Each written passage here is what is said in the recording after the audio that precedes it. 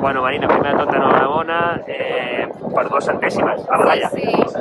Uah, per un moment pensava que quedava quarta perquè se m'ha posat molt la Lorena, però al final he vist els resultats i tercera i no m'ho crec. Ara ho parlàvem, la pista coberta, entrant allà al campionat, ostres, que no t'acabes de creure, i uns mesos després, tercera, medalla de bronze en un absolut, 100 sub-20, entenc que les emocions ja van estar... Sí, no m'ho crec, és això, a l'hivern, jo passant a la final ja vaig ser supercontenta i ara, pues, tercera, és que encara no ho he assimilat, saps? Sí, perquè et veig molt tranquil ara mateix. Sí, encara no m'ho crec tant tot.